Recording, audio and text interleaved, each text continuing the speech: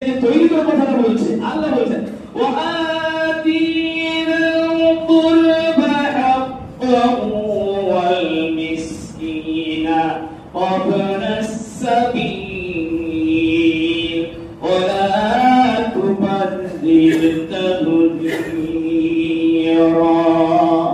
এটা আল্লাহ বলছেন তোমরা কি করো, ওয়াআতিনাল কুরবা, তোমরা তোমাদের আত্মীয় স্বজনকে পেশাদারি যারা তাদের হক দিয়ে দাও, তাদের হক তারা যেটা তাদের যা পাওনা সেটা দিয়ে দাও।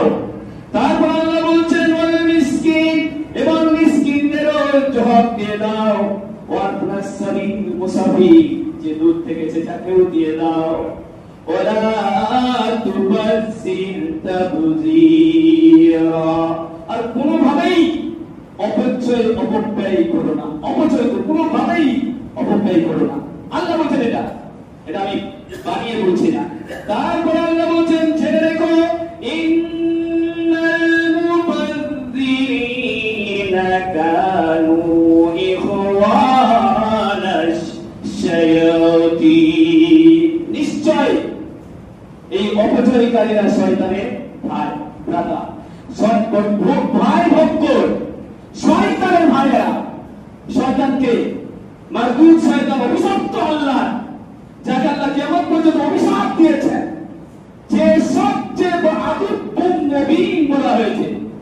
মানুষের প্রকাশ্য শত্রু হলো এই শয়তান, আর এই শয়তানদের বন্ধু হবে কে, ভাই হবে কে, যে অপচয় অপব্যয় করে।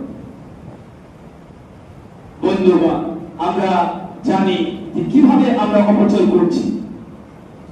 তারপরে আল্লাহ বলছেন ওয়াকানাশ শাইতানু লিরাব্বিহি কাফুরা, আর জেনে রেখো এই শয়তান হচ্ছে আল্লাহর কাছে খুবই অকৃতজ্ঞ। আল্লাহর এত কিছু পাওয়ার পরে এই শয়তান খুবই অকৃতজ্ঞ। আল্লাহ তাকে এত মর্যাদা দিলেন, তারপরে আল্লাহ শুকরিয়া আদায় করলেন, অকৃতজ্ঞতা করেছিল, অকৃতজ্ঞ হয়েছিল শয়তান। তার বন্ধু তার ভাই হয়ে গেল না। আল্লাহ বলছেন বন্ধুগণ, আজকে বিভিন্ন ব্যাপারে আমাদের অপচয় হয়। কেউ তো টাকা পয়সা মানে মুড়ির মতো খরচ করে, দরকার নাই তাও খরচ করে, অথচ তার বাড়ির পাশে লোকটা খেতে পায় না, একবার তাকিয়ে দেখে না। আল্লাহ রাসূল সাল্লাল্লাহু আলাইহি ওয়াসাল্লাম বলেছেন বাড়িতে একটা বিছানা তোমার নিজের জন্য, একটা বিছানা নিজের জন্য। আল্লাহ রাসূল সাল্লাল্লাহু আলাইহি ওয়াসাল্লাম বলছেন কি, আল্লাহ রাসূল বলছেন আন জাবির রাদিয়াল্লাহু তাআলা আনহু আন্না রাসূলুল্লাহ সাল্লাল্লাহু আলাইহি ওয়াসাল্লাম قال له فراش للرجل, একটা বিছানা একটা ব্যক্তির জন্য, একটা বিছানা। তারপরে আল্লাহ রাসূল বলেন ফিরাসুন লিমরাআতিহি, দ্বিতীয়টা হলো তার স্ত্রীর জন্য, ওয়াতানিসু লিদ-দাইফ, আর তৃতীয়টা মেহমানের জন্য, ওয়ারাবিউ লিশ-শায়াতীন, চতুর্থটা শয়তানের জন্য। তার মানে কি বুঝলেন? তার মানে একটা বাড়িতে তিনটা বিছানার কথা আল্লাহর রাসূল বললেন। একটা বিছানা থাকবে তার নিজের জন্য, একটা স্ত্রীর জন্য, আর একটা মেহমানদারি করার জন্য থাকবে, আর চতুর্থটা যদি থেকে যায় যেটা অপচয় হচ্ছে, যেটা প্রয়োজন ছিল না, সেটা শয়তানের। এটা আল্লাহর রাসূল বলছেন। বন্ধুগণ, এমন বিল্ডিং আছে, বড় বড় বিল্ডিং মানুষের আছে, বাস করার লোক নাই। আর একটা বাড়িতে বন্ধুরে বাস করবে কি, ছেলে মেয়ে থাকার অসুবিধা শেষ নাই। একটা বাড়িতে একটা রুমে মানে 3-4টা পরিবার একসাথে বসবাস করে কত কষ্ট নিয়ে তারা থাকে। এদিকে কেউ নাই, অথচ একটা বাড়িতে প্রচুর বিল্ডিং ফাঁকা, ঘর ফাঁকা পড়ে আছে, সেখানে বাস করার লোক নাই। চামচিকে বাস করছে, ইন্দুর বাস করছে, মশামাছি বাস করছে, সেখানে মাকড়সাই জাল বেড়ে দিয়েছে, ঘরটা পরিষ্কার করার পর্যন্ত লোক নাই, পড়ে আছে। আর একটা লোক বাস করবে, হয় তার বাস করার মতো বাড়িতে জায়গাটুকু পর্যন্ত নাই। এই সব কিছু হবে, এটাই বলছিলাম। ইন্নাল মুবাযযিরিনা কানু ইখওয়ানাশ শায়াতীন, এই অপচয়কারীরাই হলো শয়তানের ভাই। বন্ধুগণ, রাসূলুল্লাহ সাল্লাল্লাহু আলাইহি ওয়াসাল্লাম পেরিয়ে যাচ্ছেন, সাদের দিকে দিয়ে পেরিয়ে যাচ্ছেন, সাদ রাদিয়াল্লাহু তাআলা দিকে পেরিয়ে যাচ্ছেন। ওই তখন সাদ রাদিয়াল্লাহু তাআলা ওযু করছিলেন। ওযু করছিলেন, আল্লাহর রাসূল তাকে দেখতে পেলেন এবং বললেন, হে সাদ, তুমি এত অপচয় কেন করছো? হযরত সাদ বলেন, আপিল উযুয়ে আসসালামুন। হে রাসূল, ওযুর মধ্যেও কি অপচয় হয়? বলে না, আল্লাহ রাসূল অবশ্যই ওযুর মধ্যেও অপচয় হয়। তুমি যদি নদীর কিনারায় দাঁড়িয়ে প্রবাহমান, মানে যেহেতু নদী জারি নদী, মানে চলন্ত নদী, যে নদীর পানি চলছে, এই প্রবাহমান নদীর তীরেও বসে যদি ওযু করো, সেখানেও অপচয় হয়। সুবহানাল্লাহ, আল্লাহ রাসূল বলছেন, তার পানি চলে যাচ্ছে আর ওই পানিকে আপনি মানে ইচ্ছে করে অপচয় করবেন, এটা পারবেন না। এটাই বলছিলাম, টাকা আছে বলে আপনি খেয়াল খুশি মতো খরচ করবেন, চাই চাই করবেন, এটা নয়। সঠিক জায়গায় আপনাকে অর্থ ব্যয় করতে হবে, যেখানে প্রয়োজন সেখানে ব্যয় করতে হবে। যদি আপনার অনেক টাকা থাকে, গরিব দুঃখীর মধ্যে বন্টন করতে হবে, মাদ্রাসা মসজিদে বন্টন করতে হবে, দিতে হবে। অতএব অনেক টাকা যদি মালিক হন, এই জায়গাগুলিতে দিন, আল্লাহ সুবহানাহু ওয়া তাআলা আপনার কিসমত খুলে দেবেন। আপনি জান্নাতের জায়গায় বাগানে বাস করবেন যদি এটা করেন। আর তা না করে দুনিয়াতে লোক টাকাতে যদি বাদল ধরে কিছু হয়, দরকার নাই যেটা সেটা যদি করবে না, তখনই হবে। যেমন ধরেন একটা প্যান্ডেল, বিয়ের প্যান্ডেল এমন এমন প্যান্ডেল হয়, আমি দেখেছি, বন্ধুগণ নিজের চোখেও দেখেছি। কেউ একজন ভাই আমাকে 5 পয়সা থেকে ফোন করে বলছে যে ভাই রে, একটা বিয়ের প্যান্ডেলে 50 লক্ষ টাকা খরচ, 1 কোটি টাকার কাছাকাছি খরচ একটা বিয়ে হলো আমাদের পাড়ায়। বন্ধুগণ, ওই লোকটা যে তিনি বিবাহ দিলেন ছেলের বিয়েতে 1 কোটি কাছাকাছি প্যান্ডেল খরচ করেছেন। এমন প্যান্ডেল বানিয়েছেন, কত রকমের কারুকার্য তিনি করেছেন, প্যান্ডেলের মধ্যে কত রকমের লাইটিং করেছেন, বিশাল ভাবে একবার আলিশান ব্যাঙ্গলোর মতো তিনি বানিয়েছেন। বন্ধুরে, অথচ তার বাড়ির পাশের লোকটা ঝুঁকড়িতে বাস করে, তার খাবার জোটে না। আর এই লোকটাকে আল্লাহ তো দিয়েছেন মানুষকে দেখানোর জন্য, এইভাবে প্যান্ডেল বানালো। আর পাশের বাড়ির লোকটা নিমন্ত্রণ পর্যন্ত পায় না, আর নর্তকী এনে তারা বাড়িতে নাচায়। তার প্যান্ডেলে নর্তকী আনে দূর দূরান্ত থেকে, যে আমার এটা সেলিব্রিটি দিকে এনে যে আমার ছেলের বিয়ের কত রওনক একটা মানুষের কাছে প্রকাশ করার জন্য, যে আমি কত টাকাওয়ালা, এটা দেখানোর জন্য এগুলো করে থাকে। আজকে মুসলমানরা এই জিনিসগুলো করতে শুরু করেছে। বন্ধুরে, এগুলো কিন্তু কিয়ামতের আলামত, এগুলো কিয়ামতের আলামত। খবরদার, এই কাজ থেকে আমাদেরকে দূরে থাকতে হবে। বুঝছেন? আপনি অবশ্যই দেখতে পাবেন হচ্ছে সমাজে লাখ লাখ টাকা প্যান্ডেলে, লাখ লাখ টাকা খাবারে অপচয়, যেটা প্রয়োজন ছিল না সেটা হয়। সুন্দর সুন্দর মেয়েদেরকে লাইনে লাগিয়ে দেওয়া হচ্ছে, তাদেরকে দিয়ে মানে খাবার পরিবেশন করানো হচ্ছে। এটা তো কি হবে? এটা কলঙ্ক। এগুলো তো ইসলামের কলঙ্ক। নারীদেরকে পর্দার মধ্যে থাকতে বলা হয়েছে, আর আমরা আজকে প্রদর্শন করার জন্য, মানুষকে দেখানোর জন্য এগুলো করি। বন্ধুরে, জাহান্নামে আপনাকে যেতে হবে। এগুলো থেকে তো আপনি চালু করছেন সমাজে, সমাজকে আপনি নষ্ট করার চেষ্টা করছেন। আল্লাহ আপনাকে ছেড়ে দেবেন না, ছেড়ে রাখবে। ওই জন্য আল্লাহ বলছেন, শোনো, এরপর বলছেন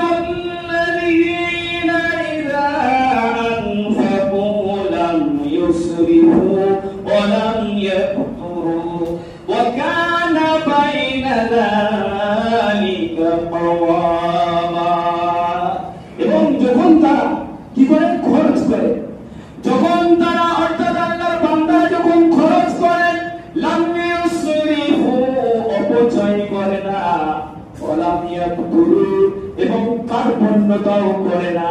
তার মানে যেটা করার সেটা করতে হবে। দেখেন না, মসজিদে আসার সময় ছেঁড়া প্যান্টটা, ছেঁড়া কাপড় পরে আসবে, তখন ভালো কাপড় আর নাই। মসজিদে যখন মানুষ আসবে, তখন ছেঁড়া কাপড়টা, যেটা নোংরা কাপড়, এটা গামছা গায়ে দিয়ে মসজিদে প্রবেশ করবে না। এখানে গেলে তোমার ব্যাপার নাই। এখানে আসলে আপনার স্বার্থ মতো, আপনি যদি টাকা পয়সা বা ব্যক্তিত্ব আপনার থাকে, আপনার ওইরকম ড্রেস পরে আসতে হবে। দেখে বোঝা যায় যেটা লোকটার মানে অর্থশালী, বিত্তশালী, এটা দেখে বোঝা যাবে। একটা ফকির মানুষ আপনাকে দেখে কিছু আপনার কাছ থেকে আপনার করবে, চাইবে যে না, এই লোকটা দেবার করবে। আর এমন লক্ষ কোটি টাকার মালিক, কোটি কোটি টাকার মালিক, অথচ ছেঁড়া গামছা পরে একটা লোককে মধ্যে ছেড়ে গামছা পরে দৌড়ে বেড়াচ্ছে, ওই লোকটাকে দেখে ভিডিকারি বা কেউ দেখ ভিখারি, এর কাছে কি করে চাইবো? এইরকম চিন্তা যখন না করে, এটা তো তার পলিসি। আপনি ভাববেন যে উপমানের দিক ভালোবাসা দেবেন না, আমি যদি এইভাবে থেকে আমাকে কেউ চাইবে না, আমার কাছে কেউ আবদারও করবে না, এটা তার পলিসি, এটা একটা চক্রান্ত তার। আল্লাহ বলছেন তোকে ধরবই দেওয়া মুমিনাহু ইন্নাহু কাইদি মাতিন, মজবুত করে ধরবো, এবং একটু ঢিল দিয়েছি, ছেড়ে দিয়েছি। আল্লাহ সুবহানাহু ওয়া তাআলা তারপর বলেন ইয়াকুনা বাইনা যালিকা কাওয়ামা, কিন্তু যখন তারা খরচ করে মধ্যম পন্থা অবলম্বন করে, মধ্যম পন্থা মানে যতটা প্রয়োজন ততটা করে, ততটা করে। এবারে মাপামাপি একবারে নীতি নয়, বেশি নয় কম নয়, মিডিল পন্থা অবলম্বন করে। তুলেই তো হবে বন্ধুগণ, টাকা থাকতেই পারে, এগুলো হচ্ছে সমাজে। আমি যদি বলি যে এগুলো বলতে প্রয়োজন না, আপনাকে দেখতে হবে আগে কনফেস আগে ও আকিদাল কুরবা আকরু, তো আত্মীয় স্বজন পাড়া প্রতিবেশীকে তার হক দিয়ে দাও, এটা বলা আছে কোরআনে। বন্ধুগণ, অথচ যারা পড়োশী আত্মীয় স্বজন তারা বাদ হয়ে যায়, তাদের কাজ আমরা কি করি? দূরে সরিয়ে দেই, তাকে আমরা পরিচয় দেই না, আত্মীয় বলে তাকে ডাক দেই না, বিবাহ হয়ে যায় তাদের তাকিয়ে তাকিয়ে দেখে আর একটা নিমন্ত্রণ করতে দাও পেল না, আত্মীয় স্বজন বড় মুখের দেখা নিয়ে বসে থেকে যায়, কিন্তু দূর দূরান্তে যে কোথাকারকে যার সঙ্গে রক্তের কোনো রিলেশন নেই, তার সঙ্গে কোনো সম্পর্কই নাই, তাকে বন্ধুত্বে বাঁধিয়ে তাকে ডেকে এনে নিমন্ত্রণ করে সাদরে আমন্ত্রণ জানায়, গোলাপ ফুল দিয়ে তাকে বরণ করে। আর এই লোকটা দূর থেকে আত্মীয়তার রক্তের সম্পর্ক, ব্লাডের সম্পর্ক যার সাথে তাকিয়ে তাকিয়ে এক থেকে দুঃখের কাজ, এক থেকে দুঃখের ঘটনা আর কি হতে পারে বন্ধুরে, সমাজে আর এইগুলো চলতে শুরু করেছে। আল্লাহ সুবহানাহু ওয়া তাআলা বলছেন ইয়া বানি আদামা খুযু যিনাতাকুম ইনদা কুল্লি মাসজিদিন ওয়া কুলু ওয়াশরাবু ওয়া লা তুসরিফু ইন্নাহু লা ইউহিব্বুল মুসরিফিন।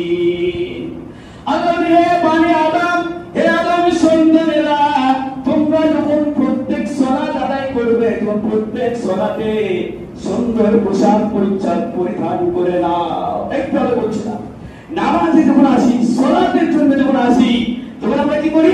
তখন সব থেকে ছিঁড়া ফাটা, যেটা অল্প দামি, যেটা বাড়িতে চলবে না, এর যেটা পরে কোথাও যায় না, যেটা আমরা আট করে বলে আমাদের দিকে ভাষা, আট করে সবসময় ব্যবহার করারটা, সেই যেটা বাড়িতে তাকে সবসময় ব্যবহার করে ওইটা থেকে মসজিদে আসে, ছেঁড়াটা খারাপটা।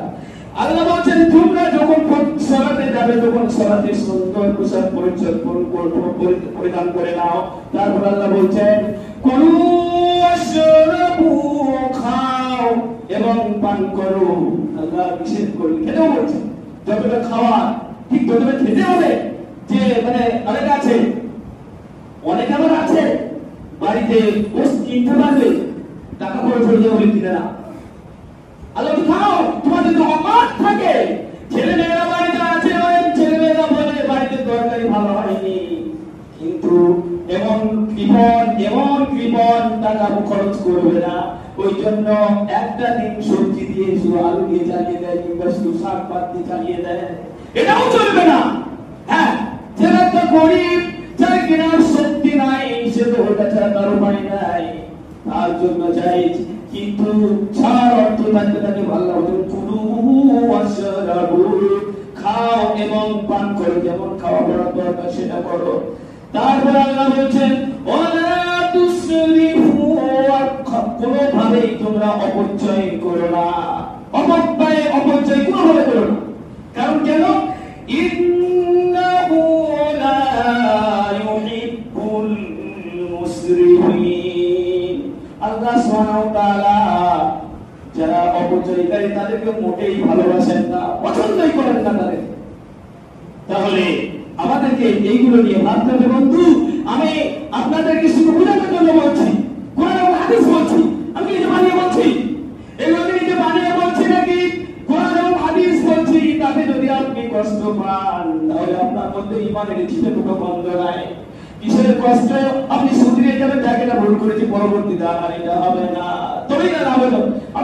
আমি এই কথাটা মেসেজটা দিয়ে না বলুন, আর যদি আপনি ওই জায়গায় থেকে যান, আমি সর্বই নাম থাকবে ওটাই করে যান, খবরদার করবেন না।